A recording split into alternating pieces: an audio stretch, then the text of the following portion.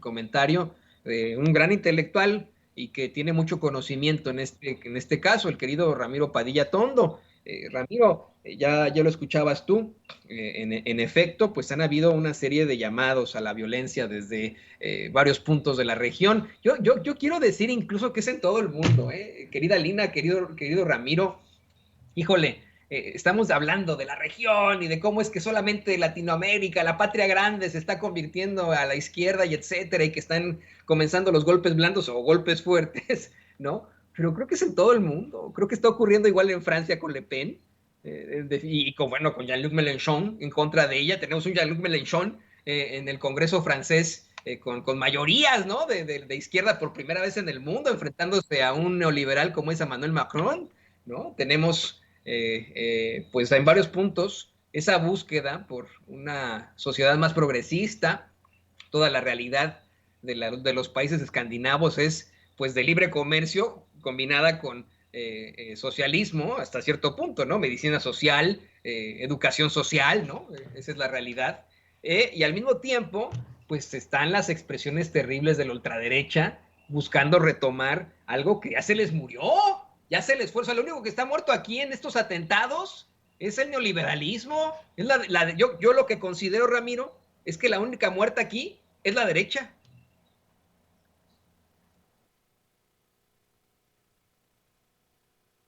Ok, mira, yo, pues, como bien dices, tengo menos de un mes que regresé a Argentina y siempre recuerdo la última noche donde estamos en un asado de despedida, estamos hablando. Obviamente en Argentina, pues yo soy conocido más por escribir cuento y novela que por el análisis político. Allá en Argentina, pues van recién descubriendo que hago análisis político en México y que conozco algo del caso. A mí me llama mucho la atención porque es muy importante que se entienda eh, que cuando empezamos a hablar de medios, porque ahí éramos como 10 personas en la reunión, obviamente a mí en Argentina cuando voy, pues a mí me dicen que yo soy un K. K, ¿qué significa? Kirchnerista. Obviamente hemos tenido nuestros desencuentros con la gente que detesta a Cristina, que detesta todo lo que hicieron los Kirchner, ¿no?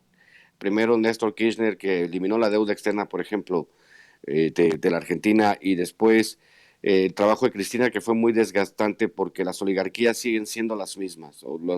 Los apellidos pareciese un calco de lo que sucede en México.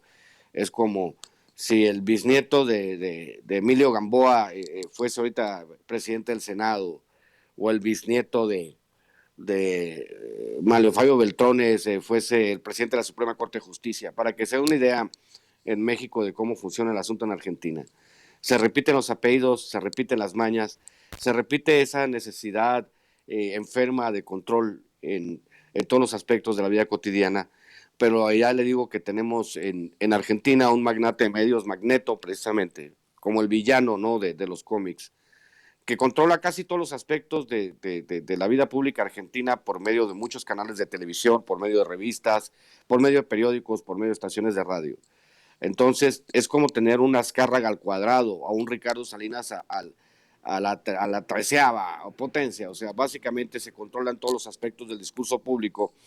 Y yo lo que decía es que no hay un contradiscurso. Ojalá que esto sirva para entender la magnitud, bien lo decía Lina, bien lo decías tú hace un momento, la magnitud con la cual se manejan los medios en la Argentina, y que sí han trabajado un discurso de odio por muchos años y no han podido derrotar esta rama del peronismo que es el kirchnerismo y que es lo que hace Cristina, ¿no? O sea, básicamente cuando yo recuerdo que llegué a Argentina hace unos años a mitad del mandato de Macri, eh, y mi amigo Héctor Minutillo, con el que me va muy bien, que él vive en Buenos Aires, el que falleció el año pasado, si mal no recuerdo, falleció en noviembre, de hecho estaba yo en Álamos cuando me enteré de su fallecimiento, que era mi amigo más cercano en Buenos Aires. Me decía, mira, sentate vos, me decía, te voy a explicar cómo funciona Argentina, me decía. Y prendió la televisión. Estamos hablando que Macri tenía 2 años gobernando, pero había un programa de análisis sobre qué es lo que estaba haciendo Cristina, de ese tamaño de la enfermedad. Entonces yo le decía, me parece muy raro que estén hablando de Cristina Fernández si Cristina Fernández no está en el poder, el que está gobernando es Macri. Entonces empecé yo a construir, tratar de entender la parte que jugaban los medios en Argentina. ¿Y por qué en Argentina? Pues todavía le llamo yo el México de los 80s, porque no hay una contranarrativa como la que hemos construido en México, como la que hemos construido a través de estos canales de YouTube, donde la gente de manera masiva siga pagando la televisión. Allá en Argentina no, la televisión, los programas sensacionalistas, el exceso de partidos de fútbol y todo ese tipo de cosas tienen a los argentinos con el cerebro más o menos cocido. Obviamente, pues está una guerra entre dos, porque a través de la historia argentina entendamos que de Buenos Aires salía todo y las provincias incluso llegaron a estar en guerra, ¿no? Con las provincias de Buenos Aires por esta necesidad de control. Veo a una Argentina profundamente encendida. Obviamente los argentinos es lo que le llaman la grieta entre dos visiones totalmente contradictorias de cómo se debería de gobernar el país, una visión desde la izquierda, una visión de la derecha, y los bandazos ideológicos son los que hacen que la Argentina tenga esta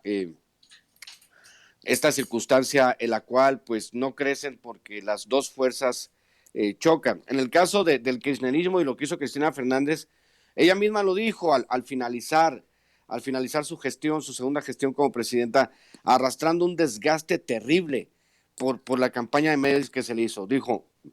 Lo dice, les dejo el salario más alto de Latinoamérica, un equivalente a 12,000 pesos mexicanos al mes. Cuidado, porque van a intentar erosionar esto. Más del 50% del Producto Interno Bruto de Argentina le pertenecía a los trabajadores. Imagínate, o sea, más del 50%, Toño, Alina. Entonces, ese tipo de circunstancias, planes sociales, planes jubilatorios, ayudó a todo el mundo. O sea, empezaron a cobrar impuestos a todo el mundo y obviamente a mí me lo decían. Es que a mí me sacan, porque esa también es parte de la narrativa y es parte de esta guerra. Los planes sociales, a mí me decían que a alguien le quitaban 30% de impuestos o 40% de impuestos para dárselo a unos vagos. Entonces yo les preguntaba, los vagos, esos que reciben un plan social, porque los trabajan mucho en la televisión de manera sensacional. Antes de venirme hablaban de una señora que vivía de los planes y que prefería vivir de los planes que trabajar. Obviamente es una distorsión de cómo funcionan los planes sociales en Argentina. Entonces, eh, yo lo decía, ¿ahorran el dinero los que tienen planes sociales? Por supuesto que no. Van con el tendero, van a la tienda de la esquina, compran comida, ese dinero se inyecta a la base y empieza a circular hacia arriba. Es una estupidez pensar que los planes sociales nomás sirven para incentivar la vagancia. Pues no funciona así, porque al igual que México, Argentina se había convertido después, a la llegada de Macri, pues la pobreza se disparó y un paliativo era un plan social, pero obviamente también se construyó toda una narrativa a través de tratar de decir que los planes sociales eran para puros vagos y que todo el mundo era un vago y que no querían trabajar, no querían laburar, como dicen ellos. Pero después, anoche, mientras estábamos en la reunión de la presentación del libro, pues obviamente pues hay un montón de periodistas en la reunión, estaban Amir, Pedrero, Vicente, estábamos en la reunión, pues aparece, ¿no?, la imagen de Cristina y el cuate que se le encasquilla el revólver. Yo no veo que sea tanto un asunto de nacionalidad, porque los que conocemos Buenos Aires sabemos que o pudo ser un brasileño, o pudo ser un venezolano, pudo ser un colombiano, pudo ser un peruano, pudo ser un boliviano, pudo ser un paraguayo, porque puede ser un senegalés, hay una comunidad muy grande de senegaleses, puede haber, o sea, en Argentina conviven muchísimas nacionalidades.